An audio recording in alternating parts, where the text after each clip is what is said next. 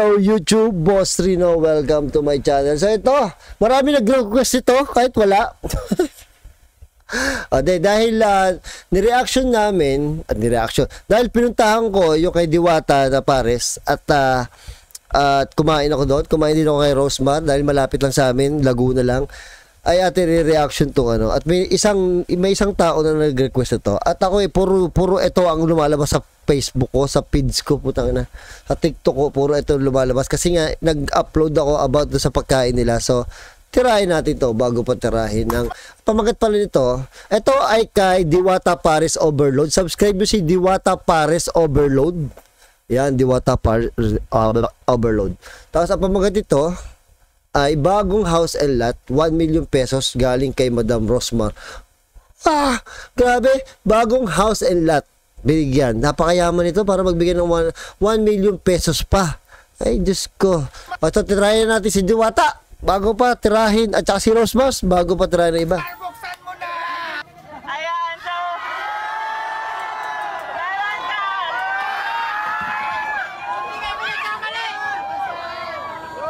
Grabe, meron mag-comment, meron ako nabasa, scripted daw to. Hindi scripted to, tangina. Tingnan nyo nga yung reaction ni reaction ni Diwata. Kahit ako bigyan ng bayad lupa, baka ganyan din ang reaction ko eh. ayan, so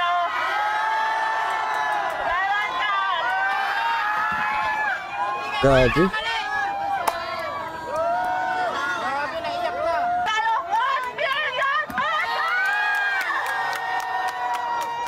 May cash pa.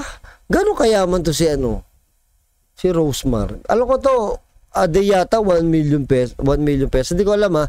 Pero ang alam ko lang kung gano'n siya kayaman is doon na-scam siya ng mga 300,000 pesos. Bali wala sa kanya. Gano'n siya kayaman. Parang ako, pag ako na-scam ako ng 300, bali wala lang sa akin. Parang gano'n. So parang 300 lang sa kanya yung 300,000 pesos. sponsor natin kay Diwata at cash, lahat-lahat, nagkakahalaga lang po ng 5 million pesos. Oh my God! Papapiliin kita, alin dyan sa dalawang kahon ang pipiliin. Nagkakahalaga ng 5 million pesos ang binigay niya. Grabe, napakayaman. Pwede bang makaambon kahit mga 1% lang? Yung siguro dito na lang, sa tapat ko. Bakit ayaw mo nitong isa? Dito na lang. Sure ka na, ito na muna. Sige, ito na lang. Okay, all right. So, pinapili siya ng kahon. Yun ay ibibigay ni Diwata. Ay, ni Rosemar. Unahin na natin. Sure ka na talaga? Sige na. Ito una kong pinili. Pero bago ang lahat ako sa mga video nakita ko, feeling ko mabait si Diwata. Nakita ko yung mga genuine reaction niya. Pagka dinudumog siya ng fans, dinudumog siya ng mga vlogger. Alam ko sa loob niya, naiinis na siya kasi naiistorbo siya sa trabaho, pero hindi pa rin siya nagagalit, 'di ba? Pinapakisamahan pa rin niya yung mga tao. Doon mo makikita doon mo makikita na mabait yung tao. Kaya maraming fans si Diwata kasi galing sa baba, hindi pa rin nagbabago hanggang ngayon. Ang kanyang kalooban, pero yung itsura niya hindi pa rin nagbabago. Mas nabebet mo to, no? Taon, dito na lang. Sige. So, itaas natin ate ang first box natin. Ayan, so, ready ka na ba? Go na? Ready na! Go ka na talaga? Rosmar, buksan mo na! So, ayan, ang unang laman ng kahon. Bokya, charis na. Ayan, so ang unang laman ng kahon natin. Ayan, so, meron ka. Oh, mulit lang pala. Ayan, no? Tignan niyo reaction naman niya.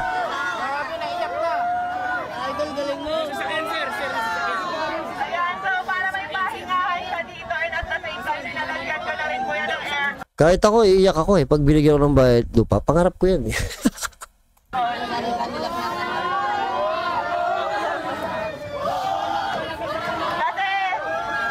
Naiiyak ako. nabalitaan ko na nagpapahinga lang daw siya dito sa sasakyan, kaya ayan. Hindi, new home, okay. Pero feeling ko, kung di ako nagkakamali, parang parang container van. Hindi ko lang sure New home new home. Bagong house and, ay di, house and lot Ang isa guys, ilalagay ko sa vlog kung saan. And next naman, ready ka na ba sa next kahon natin na magpapabago ng buhay mo? Ready ka na ba sa next kahon? Wow, iyak na iyak ko. Iyak na iyak siya sa sobrang sayo. Iyak din ako. Ready ka na ba sa next kahon, di ba? Nakita ko yung bahay na pangarap ko. Ready ka na ba sa next kahon natin? Dati nakatira, kung di ako nagkakamali, nakatira lang doon sa ilalim ng tulay. Tama ba ako? Ayan, pakitaas nga lang, Syra. So, ayan. Ito na yung next natin na kahon. Ayan. Ito na yung iyakas ako, guys. So, ayan. 100,000. Wait lang. 100,000? 100,000.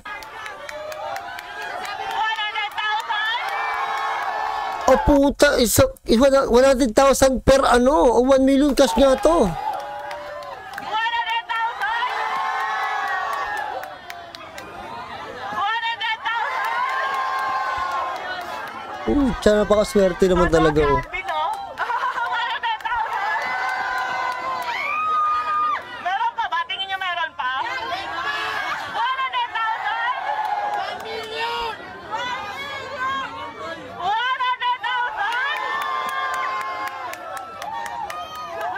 1 million! 100,000! Oh my God.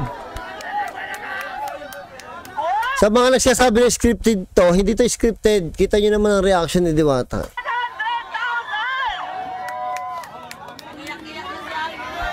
Total of 1 million pesos!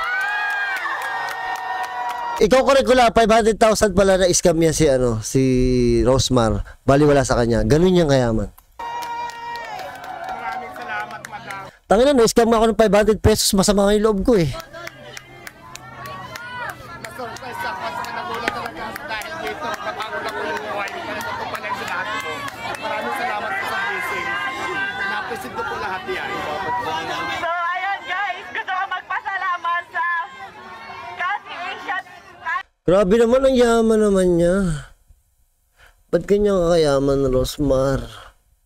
Rosmar! Grabe, swerte, no? De, paano ba?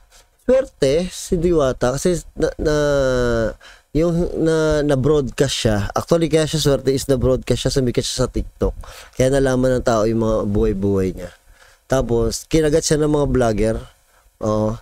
Kaya yung mga nagsasabi na ginagatasan si Diwata, para kay Diwata din naman yun. Kung hindi dahil doon sa mga vlogger na yun, hindi naman sisikat ang ganyan yan eh. Diba? Isipin nyo, kung hindi siya kinontent ng kinontent, hindi siya ganyan sisikat. So, hindi naman ginagatasan ng tawag doon. O, kala mo, pinagtatanggol ko eh, kasi ako din eh. Hindi, nag-react lang ako. Hindi, kumbaga, parang alam yung reporter, parang ganun yung mga vlogger na yun, alam niyo yung mga reporter, na pagka may artista na merong gato, may gato yung artista, nandun yung mga reporter, di ba? So parang gano'n lang din yun. Kung nasa yung mga vlogger, kung nasa si Diwata, sumusunod lang siya doon. Kasi trabaho nila yun eh. Di ba? Para sa akin para sa akin wala namang mali doon sa ginagawa ng mga vlogger. Kasi para ka Diwata din yun. Kung wala yung mga yun, malamang wala din si Diwata. Hindi ganyan kasikat. Di ba? Kasi nalasahan ko naman yung pagkain niya, hindi naman talaga, hindi ganun kasarap. I mean, masarap, pero sakto lang. Alam mo yung typical na pares. Pero yung chicken gusto ko talaga. Alam mo yung typical na pares. Ganun lang talaga yung lasa niya eh. Hindi siya yung talagang bongacious. Wow, bongacious. May sound card na ako. Bongacious yung lasa. Para tauhin ang gano'n. Hindi siya gano'n. Pero pwede na sa presyo niya. Talaga sobrang sulit na. Parang ganon. So, kung hindi dahil sa mga vlogger, hindi ba kung curious yung mga tao para pumunta doon? Actually, nung nandun ako, nagtanong-tanong ako sa mga tao doon, hindi ko lang na-vlog. Kasi nahiya ako i-vlog yung mga tao doon, baka ayaw nilang masama sa vlog.